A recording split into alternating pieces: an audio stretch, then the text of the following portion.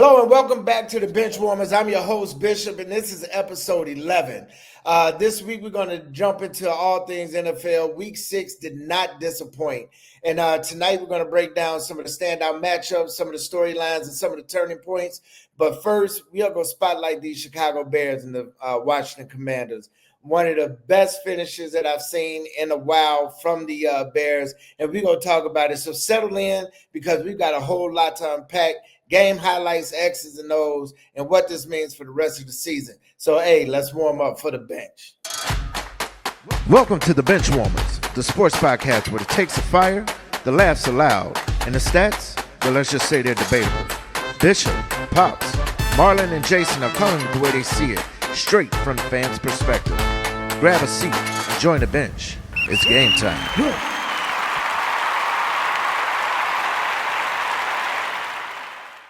What's up, fellas? We back with the Bench Warmers. How y'all feeling?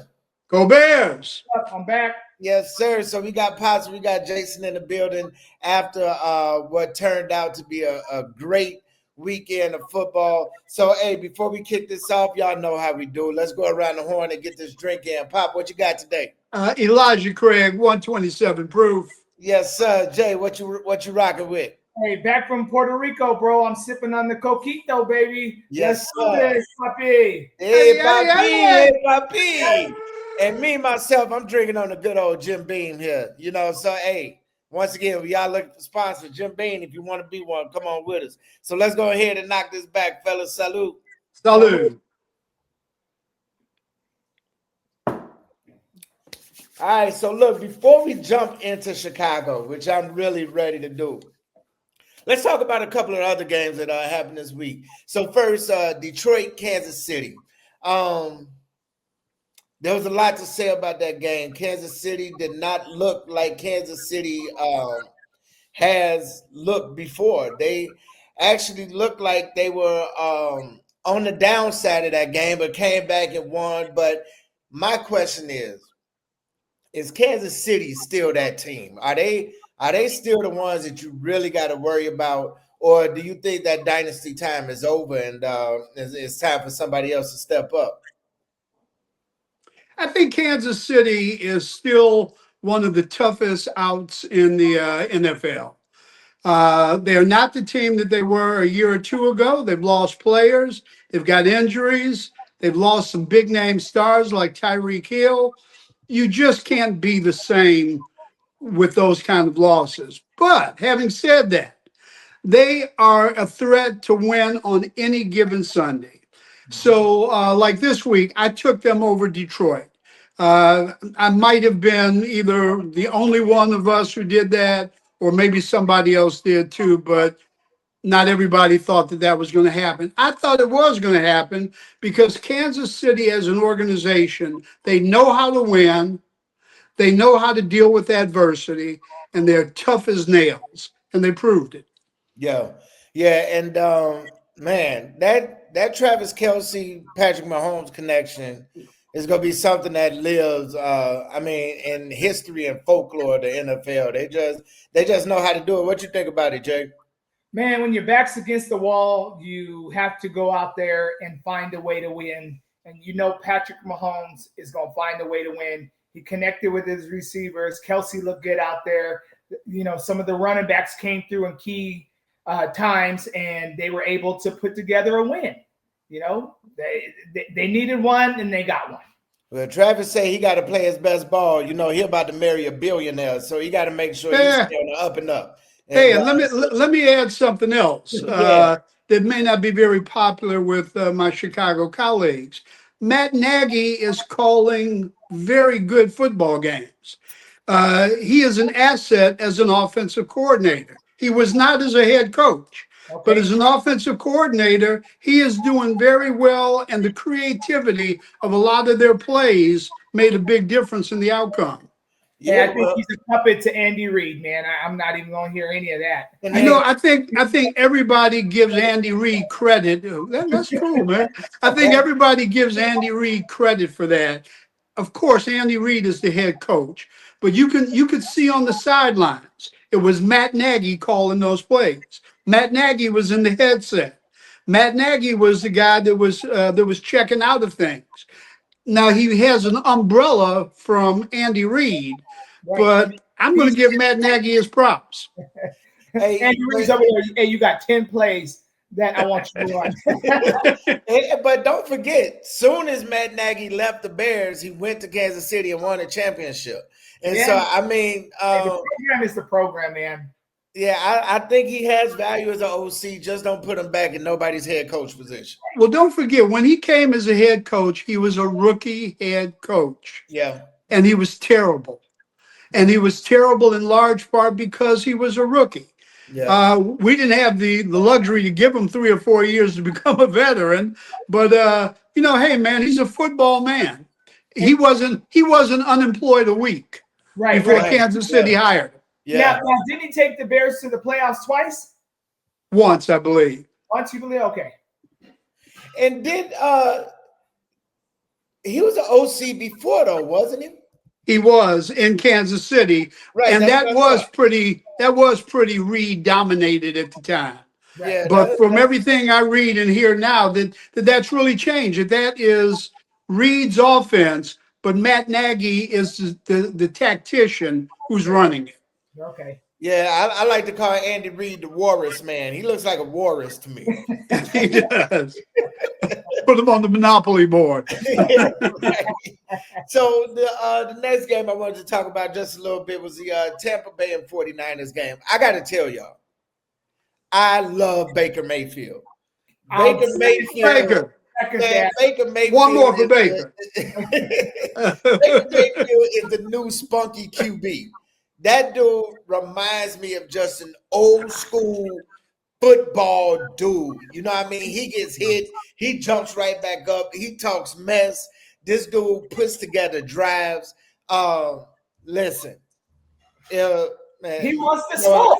He wants Marlon told me I fall in love with everything, but I'm gonna tell y'all this: if Baker Mayfield became available and the Bears could get a hold of him, I wouldn't be mad to see that move.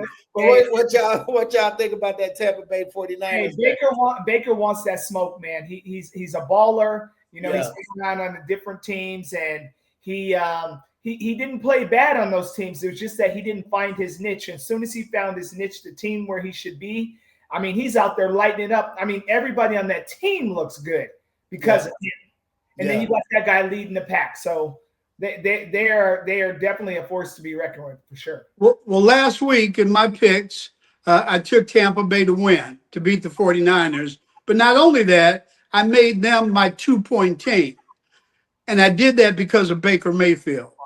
Yes. The dude, he is a stud. He plays hard on every down.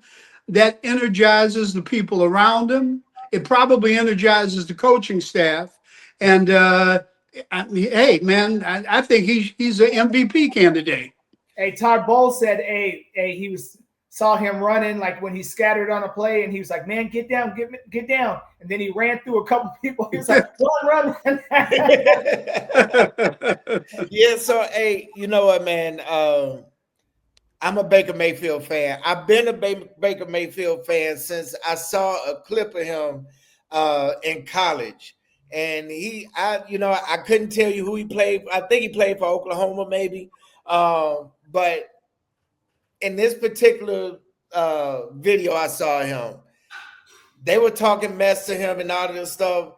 This dude threw a touchdown and went on his sideline and was just looking over at the other sideline, pointing, grabbing his nads, like, "Hey, what y'all gonna do now?" You know, and I mean, I fell in love with Baker Mayfield. Like, dude, this dude is it. You don't see a quarterback like that. He's always had the heart. He's always was he a Heisman winner?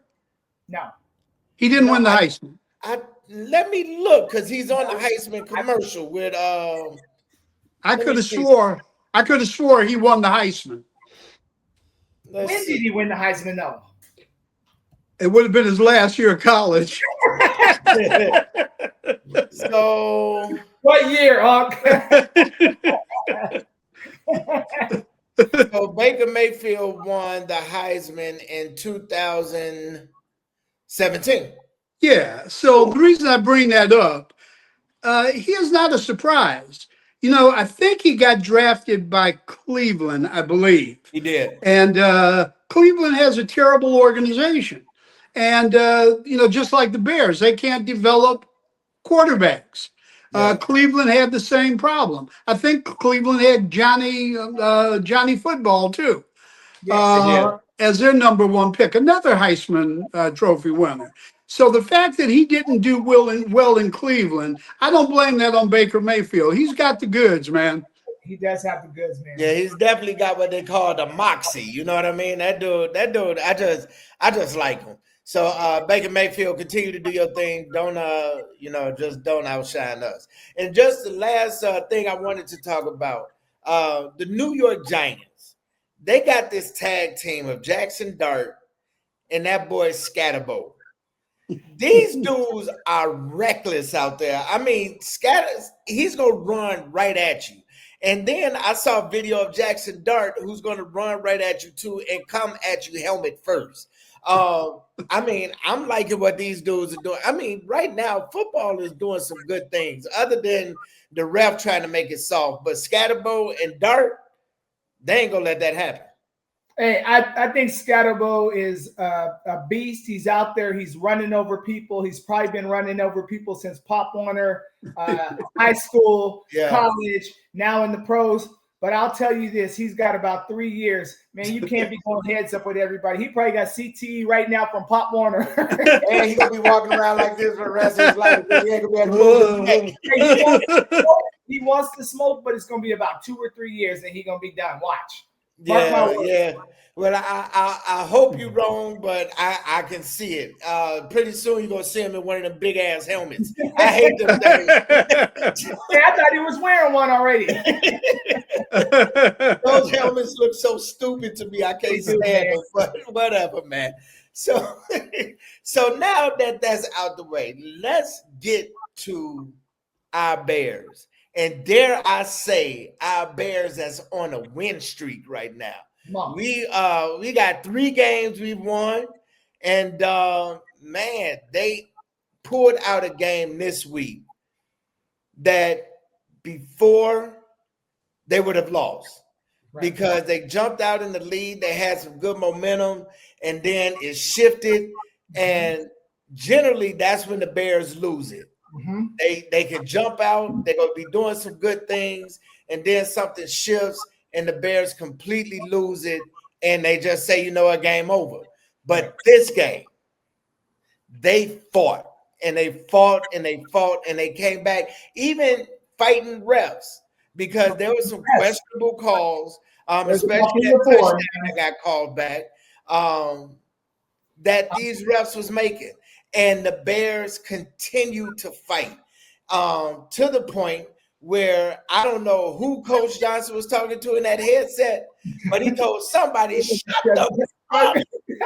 Let me do what I'm doing. Man, come on, man. Let's talk about these Bears, man. What y'all thinking? Go ahead, Al. Well, I loved what I saw. The Bears, did they play a perfect game? Not by any means.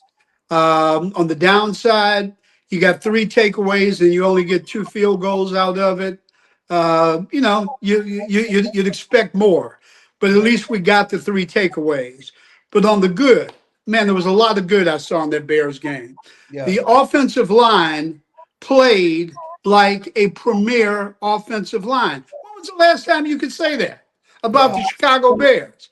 By the way, the Bears are the talk of the NFL. If you look at any of the sports shows, as I did today, the Bears are the highlighted team that Stephen A. Smith and all of these guys are talking about. It's the Bears.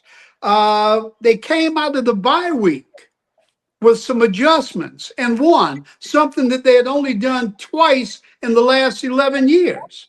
You got to give coaching credit for that. The downfield blocking was exceptional. You had DJ Moore and Clunky Cole Kmet down there throwing blocks like they were Mike Tyson against Leon Spinks. Not giving up at all. The running game, was exceptional. I've been saying since the beginning of the year that there is nothing wrong with DeAndre Swift, that I am glad to have him. What's wrong is the way that they were using him. It's wrong. He's not the guy that's going to hit the line and smash through the guard and tackle for 10 or 15 yards. But why not adapt your game plan to his strength, which is exactly what they did this week. And he rushed for over 100 yards. And the man is a good receiver. I think he had almost 50 yards in receiving yardage. Rome Odunze got cheated out of a touchdown. Right. What a terrible call. What But a- that dude is a stud, man. Yeah. We got something there. And then last but not least, I'll just say for the second week in a row, the culture of the Bears is changing. They are now finding ways to win instead of finding ways to lose. I loved it. Yeah. And if they can clean up about 10 penalties, it's a totally different game. If they can clean up the home run catches when the ball's thrown right to in your hands, I think it was one play with Zacchaeus where the ball hit him in his hands and there was nobody there. That was 6 points. Nobody's going to catch him. If they can clean that up, make those receptions, Caleb has to be more accurate. If he can do that and just hit 2 or 3 more passes, we'll be all right. I'm telling you, we'll beat 10 teams by 10, at least. Yeah. Now, on the other side of that, I still do not like Ben Johnson's approach to 4th and short when we're in field goal position. Yeah. He once again left 3 points on the floor that could have been the difference between winning and losing that game. Easy. And so I don't know what kind of cowboy stuff he's playing. And when I say cowboy, I'm not talking about Dallas. I'm talking about shoot him up on the horse. I don't know what that's all about, but it's going to lose us games. It lost us one already. Yeah. And it's going to lose us more games if he doesn't smarten up. The other thing is on the negative side. Do you know that we are the second worst defense against the rush in the NFL? Yeah. I believe it. We didn't look good last week. Yeah. We didn't look good on. I'm sorry. Second worst in the NFL. And so we've got to figure out a way to plug that hole. To plug that hole and then also get around on the ends. They started getting to the quarterback toward the end. It needs to be at the beginning. You know, we need to shut him down. Jaden Daniels was, I mean, he had like at least 3 or 4, maybe 5 scampers that were over 10 yards. And I mean, the guys were there and he was just getting around them. So we need to compact in, get that rush in the middle. So he has to run around the outside and, hopefully we get the help with the linebackers and the DBs. Yeah, and that was the thing that I saw too. It's like our edges are okay. It's the middle of that D line that's just not doing anything. I mean, they have 0 penetration. They have 0 movement. I mean, they're getting tossed around like rag dolls, and that's how he had those scampers. Because if you watch, he drops back and he runs right back up the middle. Just because that middle is wide. I mean, I could run through that hole for about 6 or 7 of them. So you know what I mean. So it's like what's that? And so it's like we got to get that defensive, that interior line on the defense together, and I think we're gonna be all right. But how about Jake Moody, man, getting called up the day of, and kicking like his life depended on it. We was talking in the chat during the game, and that's when Marlon told me I fall in love with everything. But I like Jake Moody, and I told Marlon during the chat, listen, he about to change your mind, and that's exactly what he did. He missed the 1 field goal, but that wasn't on him. He got it was blocked.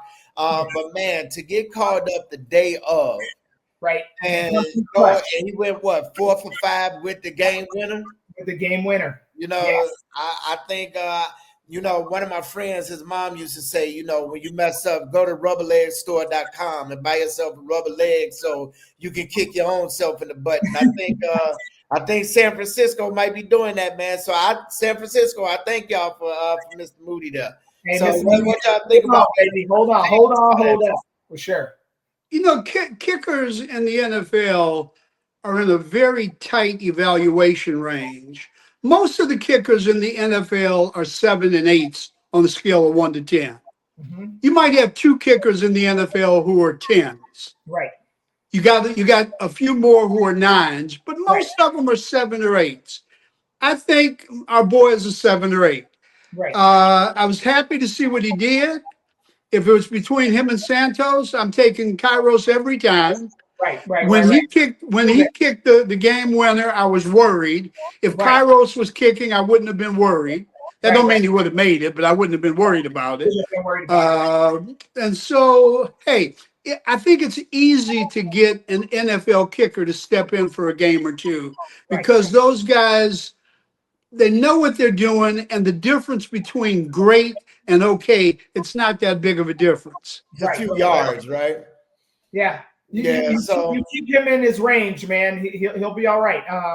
It didn't work out in San Fran for whatever reason. I mean, sometimes like the culture, maybe the way they were treating him. You know what I mean? You don't feel confident. He went in there and he was like, man, hey, this is sink or swim, and he was swimming. He was swimming with 4 for 5. So and the game Yeah. went. So we'll take it. yeah, We'll and- take it. Man, and so this draft combination of Caleb Williams and Roma Dunze, man, was that so people talk a lot of mess about Ryan Poles and about moves that he's made and things that he's done. But that combo right there was an absolute winner. And I think this combo is going to benefit the Bears for a long time. They're just, and it's like they're growing together. So we're just seeing two young men just grow into real football players, and they're doing it together, and that's pretty cool. Like Pop said, Roma Dunze, that dude's he's easily the number one. He's number one. Have we heard anything about DJ? He's back in Chicago. He spent a night in the hospital in Washington. But the good news is he's back in Chicago. They haven't cleared him to play yet. Okay. But man, look at that. That dude was hurt for a little while Yeah. and kept playing. Yeah. Theo Benedette was hurt for a while and kept playing. The Bears are playing with some ferocity, man, and with some passion. And that's something we haven't seen lately. Hey, Theo Benedict, man. I mean, that dude stepped into Braxton Jones' spot. And I mean, he is an immediate upgrade. He was blocking. Nobody could get in on him. He was blocking downfield. I mean, that dude is active, doing his thing, stepping in and being the piece that we need. And he definitely showed out Monday night for sure. Yeah. And just think, to have a number 2 receiver, the caliber of DJ Jones, that puts you in the elite ranks of receiving corps in the NFL when a guy like him is no longer the number 1 receiver. Right. Yeah. Yeah. And so I mean, if we can get that tandem of DJ Moore, Roma Dunze, Luther Burden, and get get Cole Kmet and Loveland. And Loveland, man, if we can get that on just a good rotation, man, the Bears would be unstoppable. It would be crazy, but you also got to think about we still got Zacchaeus. Zacchaeus was wide open on that one. He would have been the superstar of the game had he caught that. So you get these guys to be just be legit. Be the player that you're supposed to be. Make the catches when they're in their hands like that. You do that, that's a totally different game. We're fighting to win the game. We're fighting we're fighting with the rest to win the game. But if we make those plays, we can actually alleviate the rest. Yeah. We're up by 7, 10, 12, 14 points. And as I've said for now 3 weeks in a row, one of Ben Johnson's biggest problems is to get all of that firepower in the game and being used. He's got so many weapons that it's almost impossible to use them all. Use them all, yeah, true. And that's a good problem to have. That's a good problem. Because just think if you can get them in some kind of rotation where even these top guys are mixed in with some lower level guys, just so that we can have some substitutions of fresh top guys. You know what I mean? Well, they mentioned that Caleb hit like 5 to 6 different receivers in that game, which was big. I mean, that's something we haven't done. So if we can spread that ball around a little bit, and I mean, we've got some dudes coming off the bench, Zacchaeus, Burden. We can get those guys in there, man. That offense is gonna look totally different. And when you get a running game going the way that it did Monday night, it makes the passing game a lot easier. Yeah, but I was just about to say that because we finally saw a good running back rotation Monday. And man, we was talking about it last week. Swift has happy feet. He likes to dance. You know, get him ready for Dancing with the Stars after he's done, and he's gonna be all right. But then you got the new rookie coming out the backfield that don't mind smashing the hole. You got Roshan on coming in. Don't mind smashing the hole with that big ass helmet. And you know, if we can get that rotation going and get those receivers clicking and get Caleb to just calm down just a little bit. Yes. And stop sailing these balls over these guys' head. Man, the Bears would be a major problem. And I think he makes 4 more passes from what he did Monday night. Makes 4 more passes. It's a totally different game. You know, the penalties, we clean up those penalties. Listen, 3 of those penalties weren't even penalties, but you know how it is with Chicago. We get called for everything. Yeah. So, you know, we're not only fighting teams to win, we're fighting refs to win. So if we can get those 4 more passes to be on point, then it's a totally different game. I saw Roshan Johnson get 1 carry for about 12 yards. Did I miss something? Was that his only carry? I don't think he carried the ball much. I think they brought him in a couple of times, but he didn't carry the ball much, which I think is a problem. I don't understand why he's not having the ball in his hand a little bit more. Yeah, you know, I agree. I don't think he's the number 1 guy. I think Swift is going to be the number 1. Yes. But man, why isn't he touching the ball some more? Ben, come on, man. What you doing? Well, you know, if you had Roshan in there and you ran some schemes where you're faking the handoff to Roshan off the tackle and then hitting Swift out on the flat with a quick swing pass, those are yard gaining plays. Easy. But Swift is not going to scare anybody up the middle. But put that boy in open field and he can run with the best of them. He's dangerous. Yeah, one thing I want the Bears to really work on are these screen passes. Because I haven't looked at the stats, but I think we might be last in the world, even including the high schoolers, running the screenplay. We suck at the screenplay, and we keep running it. Hey, well, bro, I'm going to invite. Look. I'm sorry, Jay. Go ahead. No, go ahead. I'm sorry. I'm going to invite you to rewatch the game. There you go. They threw a number of swing passes that worked for positive yardage. Right. Something clicked. Swing and screen, though, are different. So I'm going to say swing and screen. Okay. A screen being kind of like behind the line of scrimmage with pulling guards coming out in front of you and letting the rushers come in and where you can toss it, and a swing where the running back just swings out. They're very similar plays. Yeah. But I invite you to rewatch the game. I was surprised at how well they actually did on those plays. Okay, I'll second that, Unc. I rewatched the game, and I was watching the screens and the swing passes. And I saw Zacchaeus make a block that I was blown away that he could make a block against a D end to get in the way to lead Swift to another 5 to 10 yards. That was awesome. Did you think Clunky Cole redeemed himself this week? He redeemed himself, man. He redeemed himself. Clunky Cole Medina.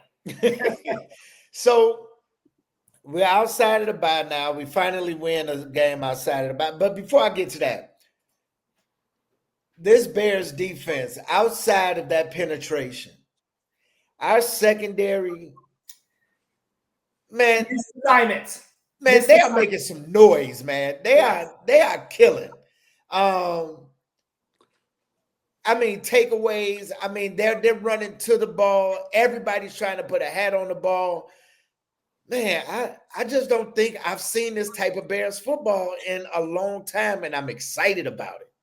So Marco, I'm gonna play devil's advocate on that one because I saw a couple plays down the field where these guys bit on thinking it was going to be a short pass, and then two guys are behind them. And that happened twice. I mean, we had 2 touchdowns thrown on us that shouldn't have been thrown on us.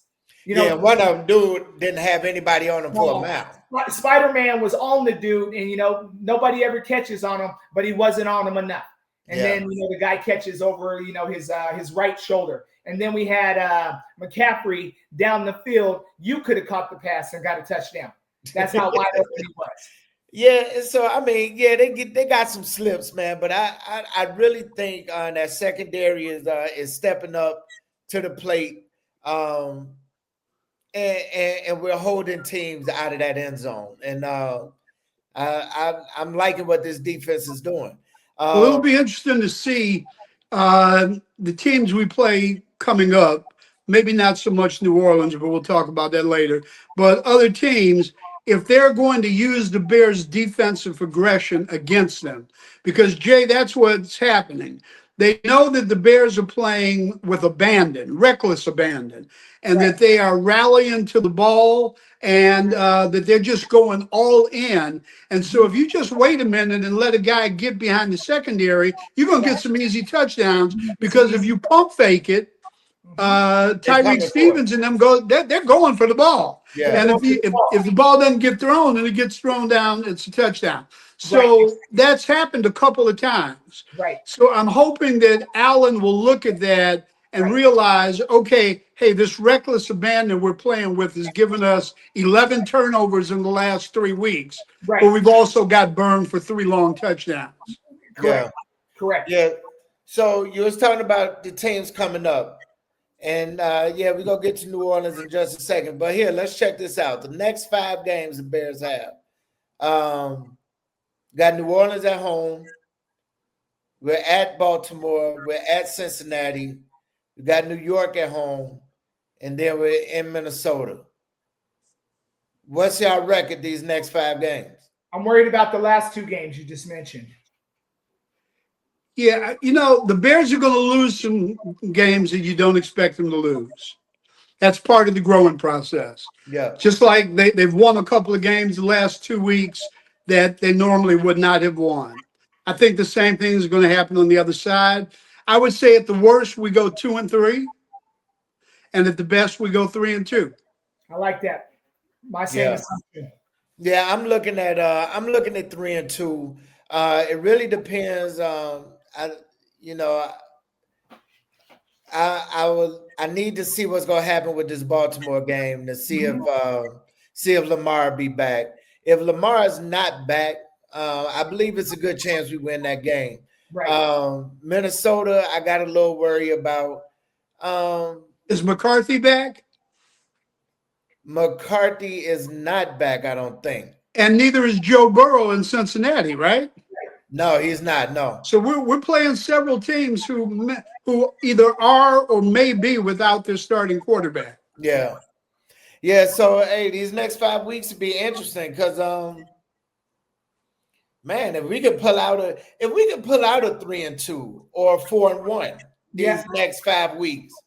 Well, I think the Giants will probably be the toughest team that we play in that 5-game stretch. Just by the way that they've been playing these last few weeks. Minnesota is, this should be our comeback game of, beating them, because the game will be in Chicago if I'm not mistaken. Yep. So, I mean, we've got some things in our favor. And like you said, 3-2, 4-1, possible. Very playoff team. That'd be a playoff. You think that'd be a playoff team if they pulled that? I think it's going to take 10 games to get in the playoffs, and I don't think we'll get that. Okay. So I don't think we're going to be a playoff team this year, but I would love to be wrong. Yep. Okay. All right. Well, so with the Bears, DeAndre Swift, he rushed for 108 yards, and had a 55-yard receiving touchdown. That was nice.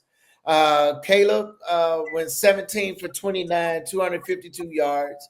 Still no turnovers, which is good. And man, the defense got 3 takeaways: an interception, a strip fumble, and then that handoff fumble that gave us the game. So man, I'm liking what I see there. On the bad side, Chicago was flagged 9 times for 84 yards, which one of them No, there's took more me than out one. touchdown.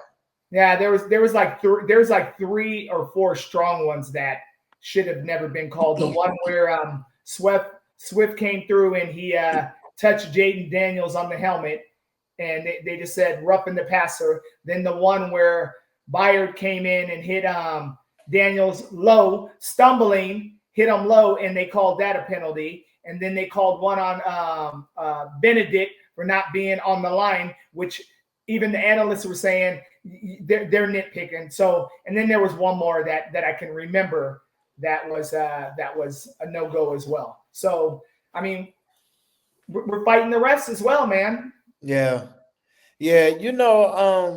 One penalty that I'm really starting to hate is the roughing the passer penalty. Mm-hmm. Because I mean, what do you expect anybody to do? They're diving toward this guy to try to tackle him. He throws the ball. They're still in midair. They're not Superman. They can't turn directions in the air. You know what I mean? He can't pause. Oh, he Uh-huh. can't pause. Oh, come on now. Yeah. So I mean, it's like the roughing the passer and the roughing the kicker are 2 penalties that I really wish we could find a different way to look at. But these illegal formations and these stupid things that we're doing, we can't do that. And the even crazier thing is, I don't know if you guys remember this play, but Caleb is scrambling to the right, gets to the sideline, is pretty much out of bounds, and then number 4, beast mode on their team, runs in a helmet-to-helmet collision with them, and nothing. Yeah. And Yeah. nothing. Yeah. So, I mean, there's a problem. There's a problem with these refs right now. Well, Jay, do you think they got it out for Chicago, or do you think it's just the luck of the draw? You know what? To be honest with you, man, I watched a lot of games last year that had the same issues. I think that Chicago just doesn't. They're just not favors. They're just not getting the favors. You know, like the calls that are going against them are like nitpicking, like little small things. They're not even pulling up the flags to say, hey, you know what, that's not a flag. But then, you hit our quarterback, helmet to helmet on the sideline. Everybody's got their hands up and they're just like, next play.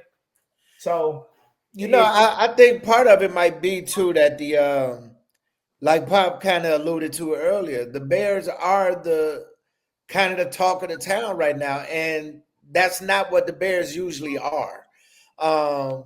And sometimes what's hard is to accept is the change. And people might not like the fact that the Bears are trying to grow into a real team. They probably like them bottom of the barrel because they always have something to talk about. But when the Bears are putting up different things, what you go talk about? You know what I mean? You can't dog them out like you used to, because as we've already said, the culture is different. They're not letting you do that anymore. Ben Johnson cussing out sideline reporters. He's in the locker room going nuts after the game. There's some times I've seen him on the sidelines with his head and his eyes all crazy. I mean, this dude has just brought something different to this team. And then you add Eric Bieniemy and everybody else that they brought along for this ride. I mean, I think the Bears got a bullseye on their back because they're getting better, and nobody wants that. Yeah. I would doubt seriously whether the NFL or a particular referee crew has it out for the Bears. Yeah. That doesn't make sense to me. you know, the luck of the draw means sometimes you get the right call, sometimes you get the bad call. Maybe that extends a week or two longer than it should, but I would bet you by the end of the year it'll all balance out. I don't think the NFL or the refs are out for the Bears. It just looks a little nitpicky when you look at the penalties that are being called, the late hits, the helmet to helmet. On our quarterback, Justin Fields was getting his butt kicked every week, and they weren't calling nothing on him. And I know you guys remember that. So now Caleb's getting a little bit of that, right? So, we got two quarterbacks receiving the same kind of treatment and not getting the calls. And then you got the refs calling these nitpicky things against the Bears. And then, the Redskins or the Commanders, sorry, you see Jaden Daniels, get hit a low on incidental contact. And, there's a big penalty on it. So, I mean, they've got to do better. They've got to do better, definitely. I think that these are things where that the NFL is telling the refereeing crews around the country to keep an eye out for, to look at this. They're getting a lot of pressure from the union, the NFL and the referee groups from the union about injuries. There's a man that I could spend the whole show talking about all of the stuff that is likely going on behind the scenes, and I think the Bears were a victim of it this week. I agree with you. Some of those calls were nitpicky, but I believe that's the NFL telling all refereeing crews, "Hey, look out for these things, and if you even think you see it, call it because we want to stop certain types of plays and behavior." It'll balance out. We hope. We hope. Right. I hope you're right. So I think it's safe to say that we're feeling good about the Bears right now. And again, like we said, since our very first show, very first week of preseason, as long as we see progress, we're going to be okay. And I think every game at some point, we've shown some progress. And so I'm liking what we see. Y'all got anything else y'all want to add on about this before we move? The only thing I would say, first of all, I would agree with you, Marcus. We're seeing progress in a lot of ways. For me, the most important progress is in the culture. These guys are now beginning to think like a winning franchise. And that's going to pay dividends not only this season, but next year too. It'll also attract some free agents to us next year that otherwise we wouldn't have had a chance to get. So there's a lot of little small things that are going to happen that are going to make the Bears a better team because of the culture that they're building. Now, having said that, I guarantee you within the next 3 or 4 weeks, we're going to get on here on the Thursday when this program drops, and we're going to be sad about a game that we lost that we shouldn't have.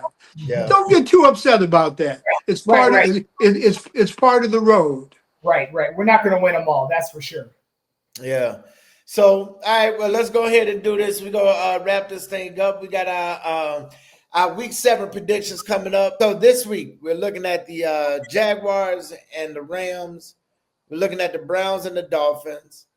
We're looking at the Colts and the Chargers, and of course the Bears and the Saints. Since Marlon isn't here, I'll go ahead and give his picks first.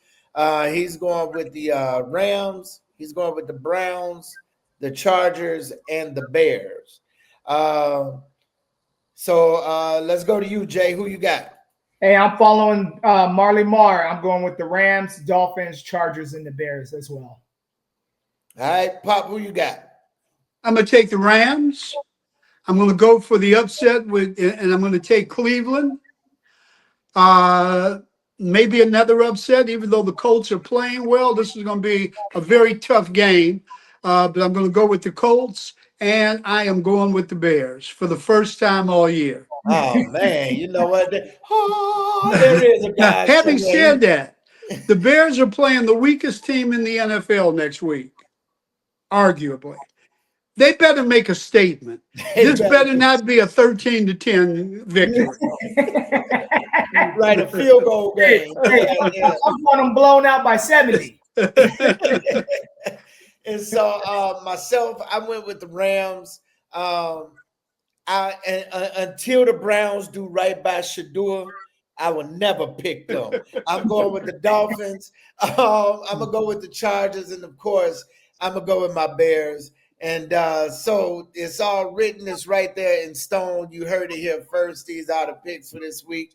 And so, fellas, I think that's a wrap on episode number 11, guys. We are 11 episodes in, man. And man, I'm just looking forward to this week.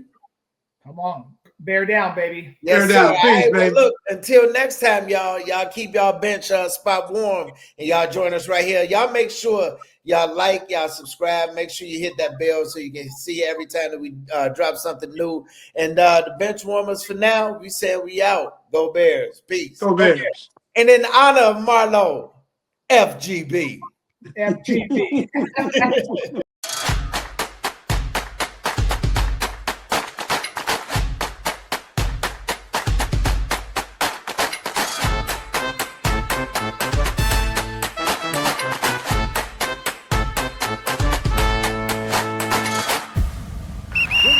Good.